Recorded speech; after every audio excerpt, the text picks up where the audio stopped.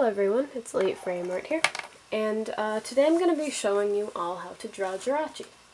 So I've been thinking a bit, and I think I would like to start moving this channel to other places other than just card openings.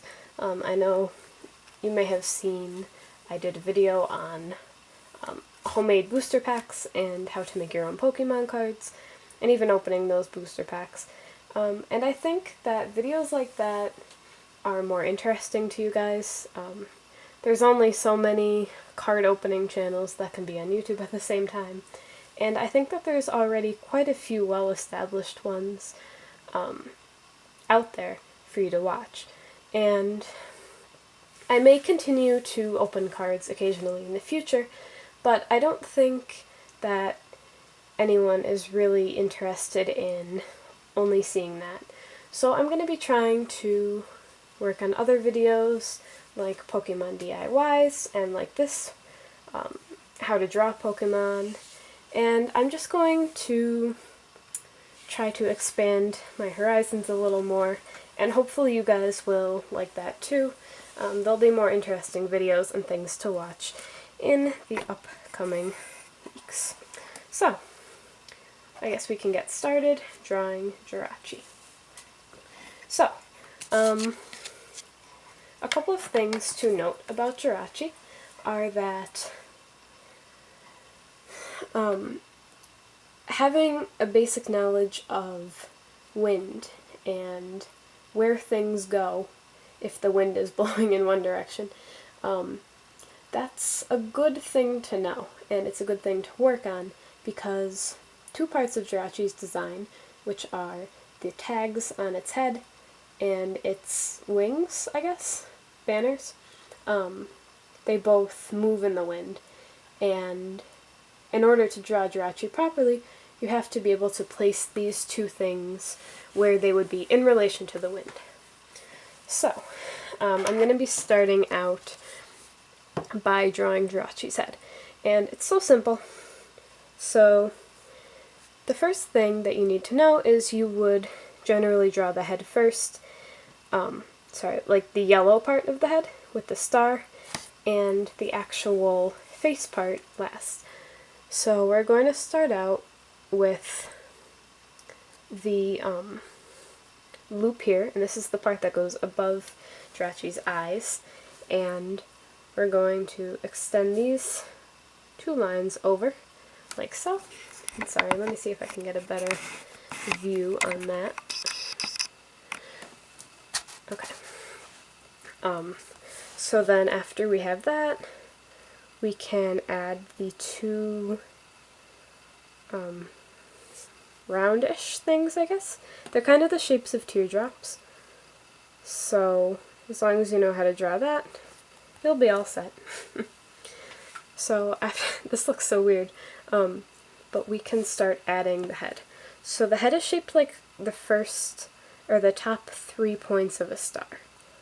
So we have the point on the very top, like so, and then we can pull another point around to the side.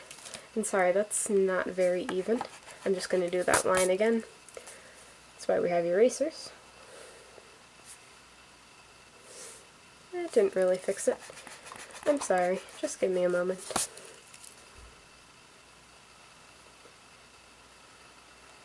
There we go, that looks better. So, and then we're going to add the last point of the star. And my bulb on my lamp is actually slowly dying. It's flickering. So hopefully it doesn't die during the video. Okay, so the next thing that we're going to do is take note of how these face things are moving. So in this particular drawing, they're moving to the right. So everything is going to be moving to the right. So the tags on Jirachi's head, which I'm going to erase parts of the star so I can fit them in there without it overlapping, except for that one, which will overlap regardless. So even if you look at the stock art of Jirachi, I believe that these tags are straight down. However, if Jirachi's flying, they will be moving, and it's just a good thing to remember. So these aren't really exact, but it gives you the idea that they're kind of going everywhere. Okay, so now that we have all the head drawn, we can just draw the bottom of the actual head and the eyes. So the eyes are just two basic ovals with a circle at the top of each and the eye color at the bottom, with the black of the eye in the middle. And then a big smile, because Jirachi's happy to be flying. And then Jirachi also has two triangles under its eyes. Okay, so this is quite a bit uneven. I should have made the head a little bit bigger, but obviously you can adjust that when you're drawing it. Sorry, I don't really have the best perspective. I'm drawing from like an angle into the viewfinder, so I can't really see it as well. But we're just going to move on, because I'm sure you get the general idea. So then shade in the side, like the tongue, and we're going to move on to the body. Alright, that's really bothering me. Give me just a moment to redraw that eye.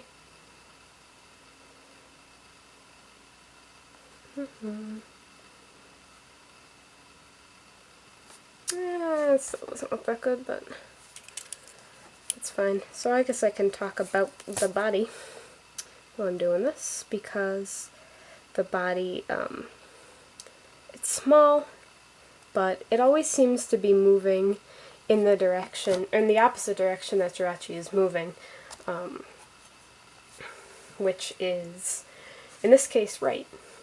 So we can start drawing the body, but we might want to actually draw the arms first. And the arms are a little odd, but they're basically just triangles with fingers. So we can start drawing, refocus it, Jirachi's shoulders. And the arms are just going to be straight lines with 3 fingers at the end. Then bring this down and come back up and connect it. So it's basically just a triangle. Can do the other one the same exact way. Like so. And then the body is basically just a circle with 2 little nubs for legs. So 1 nub, 2 nubs, and then bring it back around. And then Jirachi has an eyelid on its stomach, which can open up to reveal an eye. How nice.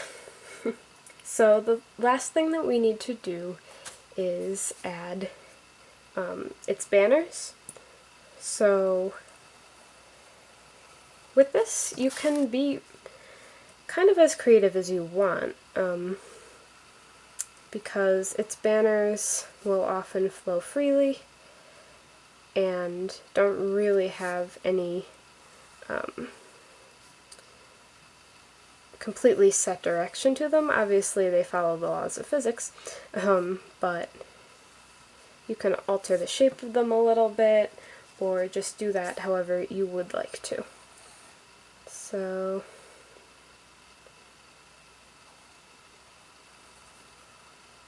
just bring that one over, and basically all I'm doing is trying to draw it as if it were fabric. So you can see that they're just flowing in the wind. And I'm sorry, because I have to be nitpicky about this. Just going to correct that one. I didn't really do much to fix it. I, in fact, made it worse. But, yeah. So there's so much freedom when you're drawing Jirachi, because it can fly. I mean, you can really modify it in a lot of ways because the design is quite simple. Don't be fooled by my inability to draw the top of a star.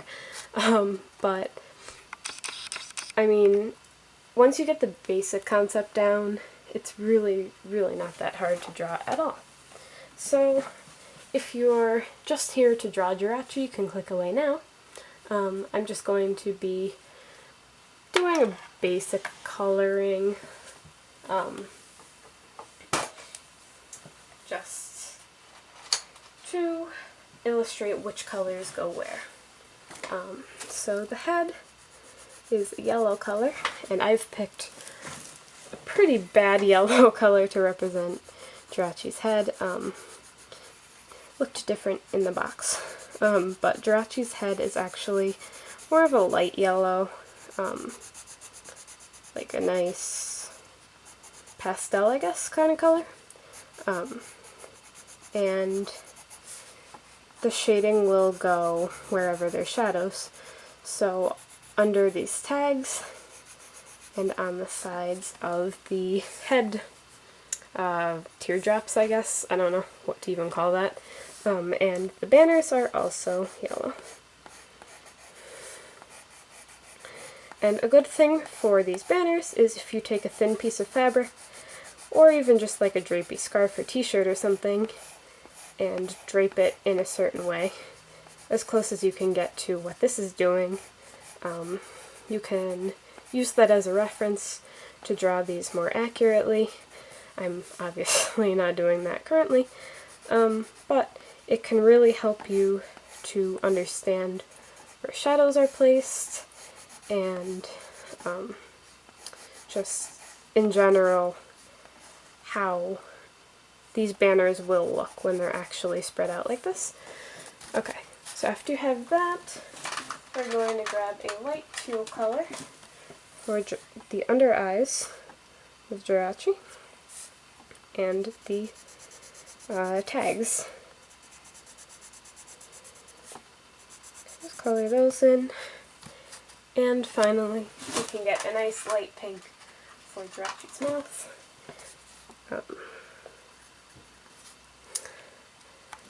And if you would like to, you can take a gray color pencil or marker, if I can find one in here, and just do really basic shading under the head because it's going to cast a shadow onto the body. And on the side if you want. I didn't really determine a light source, and so I'm just generally going to demonstrate like edges and stuff like that. So there we go. That's Jirachi. That was really easy to do. I mean, this doesn't look that fantastic, but it can become a lot better with practice and just drawing a lot. So thank you for watching. I hope you guys have some great drawings I'd like to see. But yeah, so thank you for watching and have a nice day.